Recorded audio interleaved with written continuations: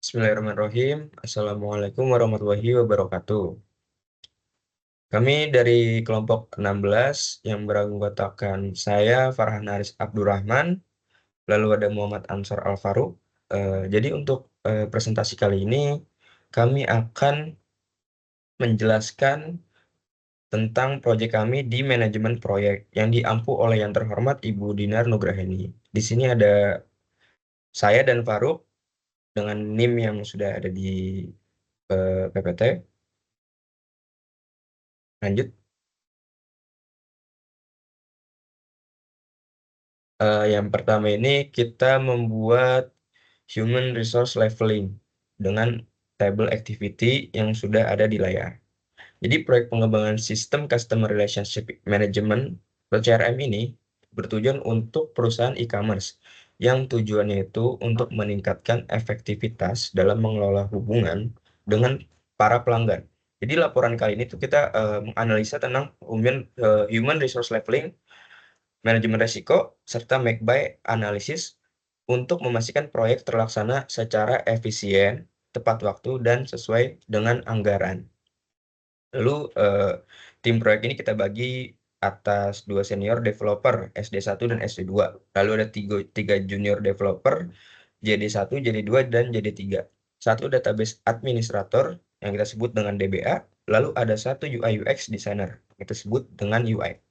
Lalu dan terakhir itu ada satu quality assurance specialist atau yang kita sebut QA.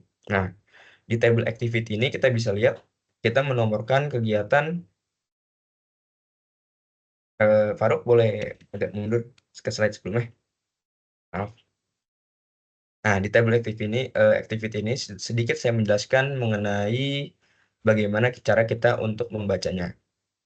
Di kegiatan-kegiatan ini kita menomorkan dengan huruf, ada A, B, C, D, E, F, G, H, dan seterusnya. Nah, untuk A ini ada analisis kebutuhan yang memiliki durasi 3 hari, lalu ada predecessor yang tidak kita isi karena di analisis kebutuhan ini adalah kegiatan utama yang tidak memiliki predecessor.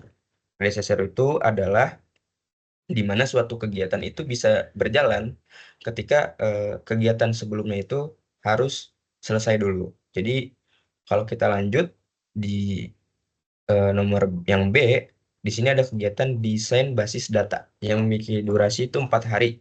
Yang memiliki predecessor itu A, yang berarti ketika desain basis data ini ingin dijalankan kegiatannya, maka kita harus menunggu analisis kebutuhan ini untuk selesai terlaksana terlebih dahulu. Lalu bisa dilihat di situ ada resource required-nya yang sudah dijelaskan di eh, sebelah tadi, itu ada JD1, JD2, SD1, dan SD2.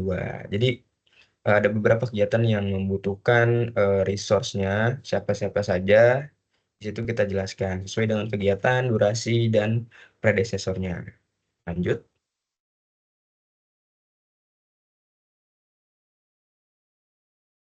Oke, lanjut ke jadwal awal. Kita menggunakan critical path method yang dimana kita mencari path atau durasi bagaimana proyek ini berjalan dengan mengambil durasi terlama. Oke, waktu awalnya ya, A itu hari 1 sampai 3 tanpa adanya pendahulu. Yang tadi sudah kita lihat, tidak ada predecessornya. Lalu B, hari 4 sampai 7 setelah A, yang berarti B harus menunggu dulu A untuk selesai.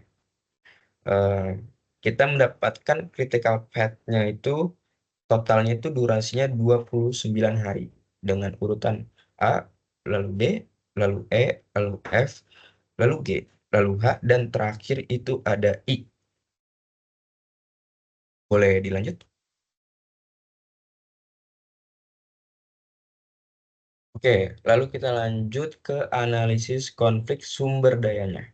Di hari keempat sampai 7 ada B yang diisi dengan resource required-nya tadi yang sesuai penamaannya. Lalu ada D. Nah, di hari keempat 7 ini tidak ada sama sekali konflik. Gitu, langsung lanjut ke 8, hari ke-8 sampai 13. Di sini ada kegiatan C yang dengan berisikan resource required-nya tadi ada SD1, SD2, JD1 dan lalu ada berarti ada 2 kegiatan di sini. Nah, ini tumpang tindih pada hari ke-9 sampai 13. Karena tidak adanya sumber daya yang sama. Tapi SD1 dan JD2 itu beresiko overload.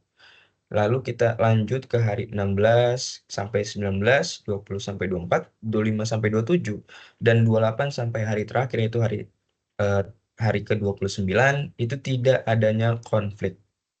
Lalu bisa dilihat beban kerja awalnya di sini. Nah, berdasarkan hasil analisis SD1 dan JD2 tercatat memiliki beban kerja yang paling tinggi. Masing-masing itu selama 15 hari. Sementara peran DBA, UI, dan QA itu masih belum dimanfaatkan secara optimal untuk menyeimbangkan beban kerja pada JD2.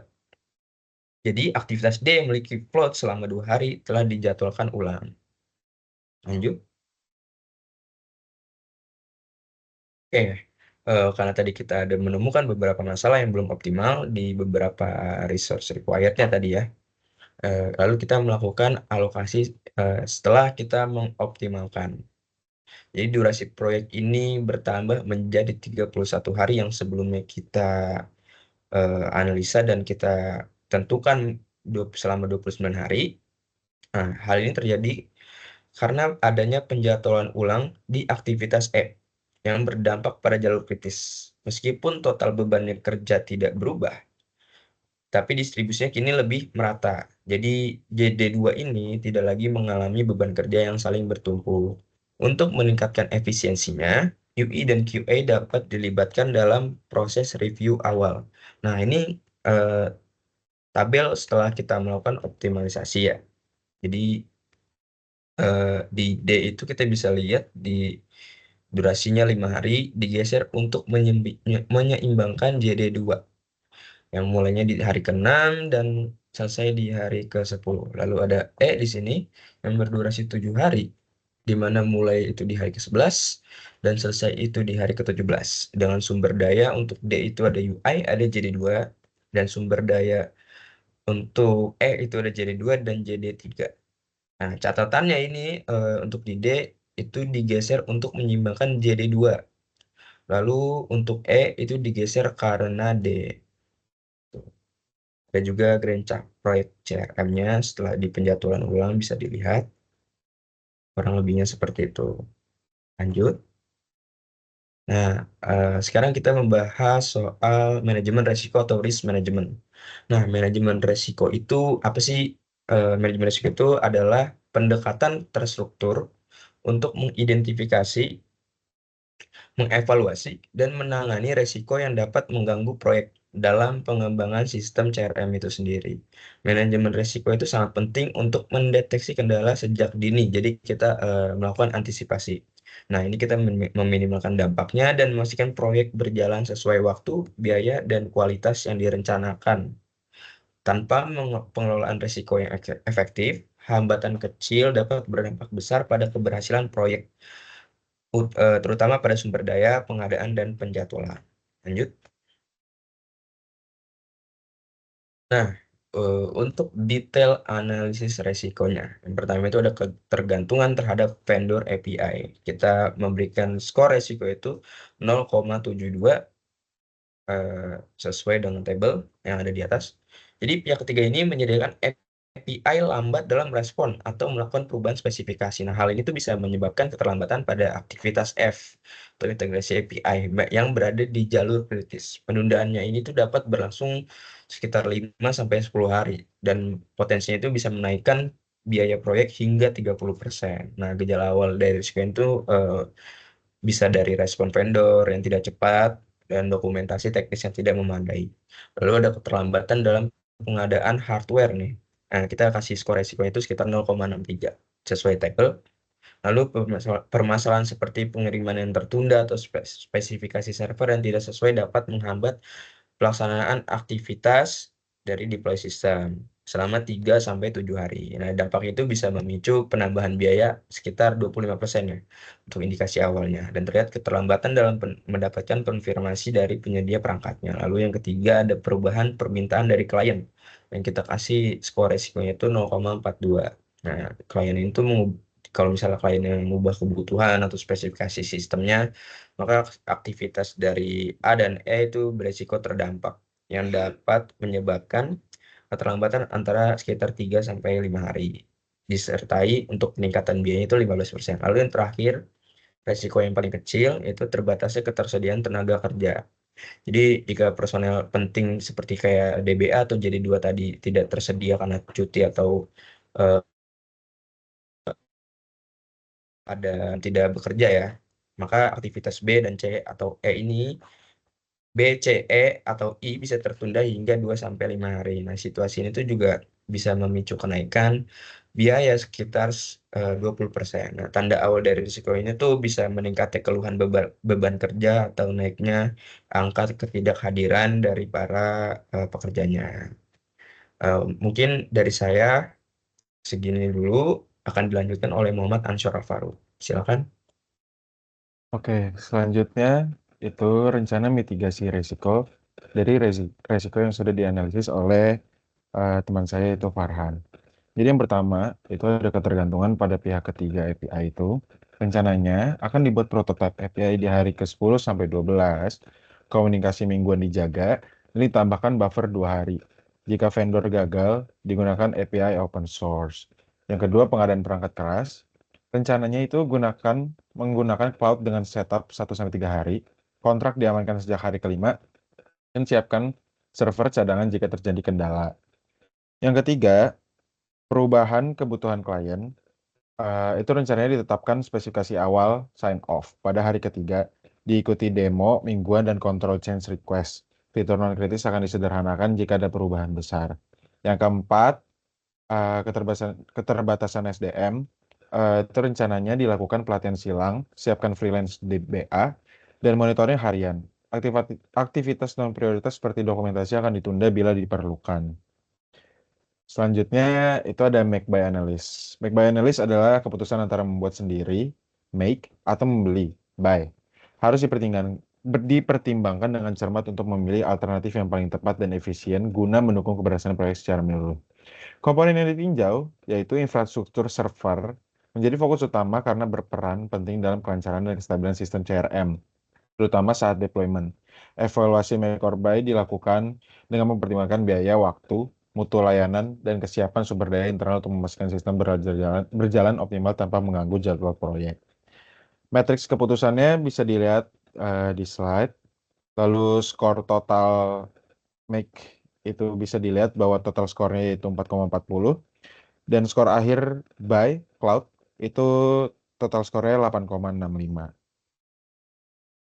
Selanjutnya analisis kelebihan dan kelemahan dari Make Fisik. Nah, kalau kelebihannya dari Make ini, dia bisa membangun server fisik, memberi kontrol penuh atas spesifikasi dan kinerja dengan investasi awal besar, namun tanpa biaya bulanan sehingga lebih hemat dalam jangka panjang. Nah, kelemahannya proses pengadaan dan instruksi server yang memakan waktu 4 sampai 5 minggu berisiko mengganggu proyek 30 hari. Itu menambah beban tim IT. Selanjutnya, analisis kelebihan kelemahan by cloud. Kelebihannya itu layanan cloud dapat disiapkan dalam 1 sampai 3 hari, itu ngurangin beban tim internal. Kalau kelemahannya itu biaya bulanan 7 sampai 10 juta dapat membebani jika digunakan jangka panjang. Selanjutnya, rekomendasi. Penggunaan layanan cloud menjadi pilihan paling tepat dan efisien untuk proyek CRM karena waktu terbatas, beban kerja tinggi, dan kebutuhan sistem yang andal. Cloud menjaga proyek tetap sesuai jadwal tanpa membebani tim. Disarankan memilih penyedia dengan data center lokal untuk latensi rendah dan kepatuhan data serta layanan yang scalable untuk efisiensi biaya. Sistem pemantauan dan backup otomatis sejak awal serta keterlibatan DBA dalam integrasi penting untuk stabilitas dan kelancaran implementasi. Pertimbangan pemilik cloud itu keputusan untuk menggunakan layanan cloud seperti diambil karena dinilai paling cocok dalam menjawab kebutuhan proyek secara cepat dan handal. Terlebih lagi, pengguna cloud secara strategis mengurangi resiko keterlambatan akibat hambatan dalam proses pengadaan perangkat keras yang sebelumnya menjadi salah satu potensi masalah utama di proyek ini. Terima kasih atas waktunya. Saya Muhammad Ansor Al-Faruq dan juga teman saya Farhan Haris Abdurrahman eh, atas untuk mendengarkan presentasi kita tentang proyek manajemen CRM ini untuk ujian akhir semester manajemen proyek yang diampu oleh yang terhormat Ibu Dinar. Terima kasih.